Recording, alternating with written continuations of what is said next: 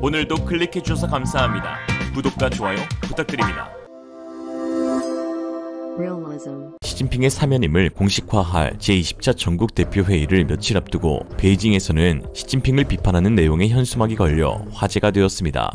베이징 북서부 하이댕구의 어느 고가도로에 위치한 현수막에는 코로나 테스트를 멈춰라, 우리는 음식이 필요하다, 제한 조치를 멈춰라, 우리는 자유를 원한다, 거짓말하지 마라, 우리는 존중을 원한다, 문화혁명에 반대한다, 우리는 개혁을 원한다, 독재자에 반대한다, 우리는 투표를 원한다, 노예가 되지 않음으로써 우리는 시민이 될 수 있다 라고 적혀 있었습니다. 시진핑 입장에서 뭐 하나같이 주옥같은 문구였는데요. 또 다른 현수막에는 학교 직장에서 파업 시위를 벌이자, 독재자이자 민족의 반역자인 시진핑을 끌어내리자 라며 주민들의 동참을 요구했습니다. 영상을 살펴보면 원인을 알 수 없는 짙은 연기가 고가도로에서 뿜어져 나오기 시작하면서 메가폰으로 항의 구호를 외치는 어느 남성의 목소리를 들을 수 있습니다. 이에 외신도 주목하였는데 CNN은 중국에서 최고 지도자를 직접 언급하며 공개적으로 항의하는 일은 매우 드물다면서 특히 20차 당대회를 앞두고 당국이 체제 안정을 위해 베이징을 엄격히 통제하고 있는 상황에서는 일어나기가 더욱 쉽지 않은 사건이라고 밝혔고, 티안안men 사건의 학생 지도자 왕단은 트위터에 이번 사건을 공유하면서 현수막을 내건 사람은 이 시대의 탱크맨이라고 극찬하며 수많은 중국인이 시진핑의 사면임 때문에 좌절했다, 사람들은 반항할 것이라며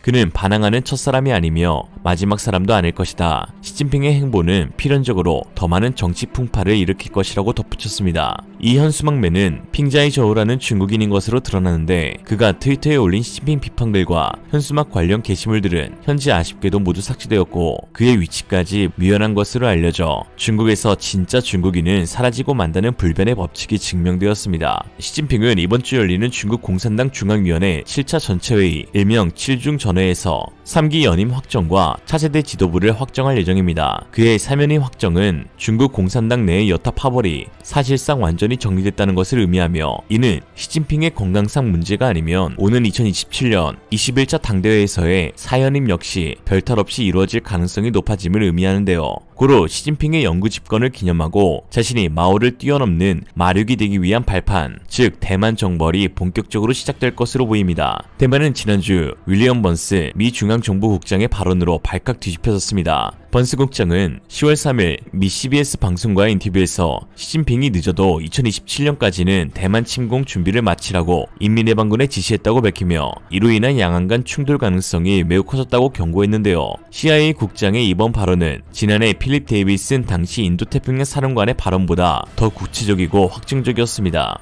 2027년은 인민해방군 창군 100주년이 되는 해이자 사연임을 결정하는 21차 당대회가 열리는 해로 사실상 시진핑의 영구 집권의 첫 해인데요. 과거 여러 차례 2027년을 전투력 현대화 완성의 해로 규정하고 그 전에 대만 침공 작전은 물론 서태평양 제1도련선 안에서 미국의 군사적 역량을 제압할 수 있는 능력을 갖출 것을 군에 주문한 바 있기도 합니다.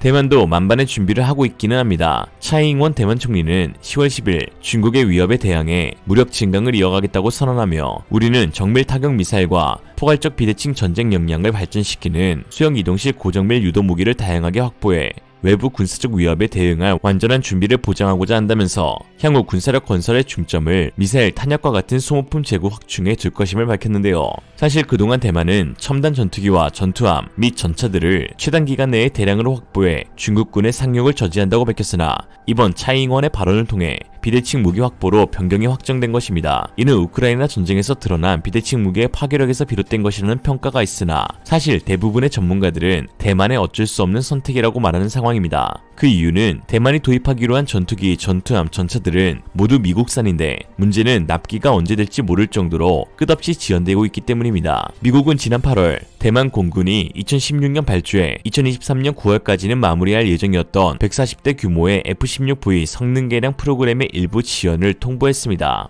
전투기 성능 개량에 필요한 레이더와 항공 전자장비, 주요 항공 무장의 공급 일정 연기를 일방적으로 통보한 것인데요. 첨단 전투기만 한없이 기다렸던 대만은 씁쓸한 감정을 감출 수 없었는데 이 때문에 대만 공군의 F-16 개량 사업은 당초 일정보다 3년 이상 더 늦춰지게 되었습니다. 또한 지난해 8월 미 의회에서 승인이 난 M109A6 팔라딘 40문 역시 아직 깜깜무소식이며 2019년에 발주한 M1A2T 전차는 발주 3년 만인 2022년 5월에야 초도분 2대가 출고되었고 발주한 108대 전량 인수가 끝나는 시점은 빨라야 2028년으로 알려져 있습니다. 중국에 대항할 첨단 무기들을 전부 미국에 의존하고 있는 대만은 현재 뒤늦은 후회를 하고 있는 상황입니다. 미국산 무기 도입이 늦어지면 침공 저지는커녕 전쟁도 치르지 못하는 상황이 현재 대만군의 실체라는 것이죠. 한국은 1960년대 무기에서부터 현 첨단화된 무기에 이르기까지 전세계 유례를 찾아볼 수 없는 전방위적인 무기 국산화를 이뤄낸 국가입니다. 이로써 육해공 모든 체계에 대한 자주적인 국방력을 갖고 있는 몇 안되는 국가 중 하나이죠. 얼마나 다행인지 모릅니다. 대만 유사 사태에 전세계의 시선이 집중되고 있는 이유는 무엇보다 세계 반도체 파운드리 1위 기업 TSMC가 대만에 있기 때문입니다. 중국이 대만을 장악하게 된다면 대만의 반도체 산업을 통제해 외교적 무기로 활용할 것이란 건 자명한 사실인데요. 한국과의 사드 보복, 요소수 통제 및 일본과의 히토류 금수 조치 등을 보면 중국이 어떠한 속성을 갖고 있는 국가인지 알 수 있습니다. 일본 반도체 전문가 유노가미 수장의 추정에 따르면 TSMC가 중국 기업이 되면 현재 기준 시스템 반도체의 가장 진보된 제품인 10나노미터 이하 생산의 92%를 중국이 가져가게 될 것이라고 추정하였습니다. 시스템 반도체는 스텔스 전투기, 군사위성, 에이사 레이더 등 차세대 군사무기 체계의 핵심이 되는 숫자이기에 중국이 미국을 넘어선 패권 국가로의 도약에서 가장 필수적인 분야입니다. 당연히 미국은 어떻게든 이 같은 상황을 막으려 하고 있는데요. 지난 7일 미국에서는 충격적인 보도가 나왔습니다. 블룸버그 통신은 미행정부 관계자를 인용해 미국은 중국이 대만을 침공해 TSMC 점령을 시도하는 최악의 경우 대만 반도체 인력들을 최우선적으로 철수시키는 방안도 검토 중이라고 보도했는데, 특히 바이든 행정부 일각에선 미국이 TSMC 공장을 중국에 넘겨주기보다는 차라리 파괴하는 일명 초토화 전략 주장까지 나오고 있다고 전하면서 충격을 주었습니다. 대만 경제부는 다음날 보도자료를 내어 최고의 반도체 기업이 오랜 시간에 걸쳐 구축한 공급망과 인프라를 해외로 옮기는 것은 아무리 많은 돈을 들여도 불가능한 일이라고 반박하였고, 대만 지유시부는 미국이 아무리 핵심 파트너라고 해도 대만 동의 없이 TSMC를 파괴하고 인력을 데려가는 것은 용납할 수 없다고 전했습니다. 그니까 슝펑으로 산사댐을 쏘면 다 해결될. 이같이 TSMC의 존속 자체가 불투명해지게 되면서 TSMC에 대한 외국인들의 투자가 위축되고 있는 반면 한국 반도체 기업들의 중요성은 전 세계적으로 더욱 부각되고 있는 상황인데요.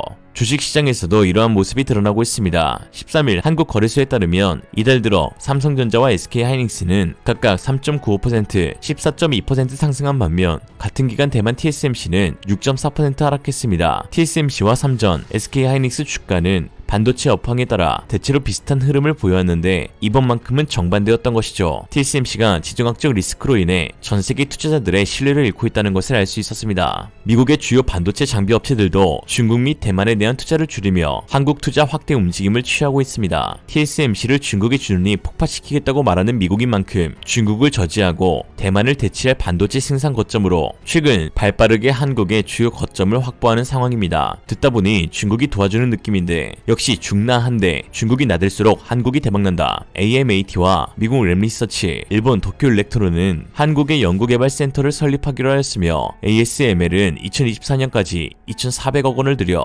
화성의 극자외선 트레이닝 센터와 제조센터를 구축하고 있습니다. AMAT는 지난달 북미 지역 7개 기업과 함께 한국에 1조 6천억 원을 투자하겠다고 발표하면서 2,000명 이상의 국내 직원을 고용한 데 이어 올해 최대 300명 이상의 추가 인력을 채용할 방침이고, 미국 온세미는 국내 업체로부터 3,500억 원어치의 전력 반도체 소재 부품 장비를 구매할 계획입니다. 이런 상황 가운데 최근 삼성전자 파운드리의 폭풍 행보도 주목받고 있습니다. 삼성전자는 지난 6월 세계 최초로 GAA 기술을 적용한 3나노 공정 기반의 양산을 시작한 데 이어 지난 13일 2027년부터 1.4나노미터 파운드리 공정을 상용화한다고 밝혀 업계에서 큰 화제를 모았습니다. GAA 기반 공정 기술 혁신을 통해 2025년 2나노, 2027년 1.4나노 공정을 각각 도입한다는 계획입니다. 한국은 2나노, 대만은 불나노, 중국은 모아노. 아울러 삼성전자는 최근 세덱스 2022에서 2나노 공정 전환 과정에서 또 한 번의 엄청난 성능적 진화를 이끌어낼 BSPDN을 선보였습니다. BSPDN은 단순히 칩의 통합을 넘어 웨이퍼 후면까지 적극적으로 활용한 기술을 말하는데요.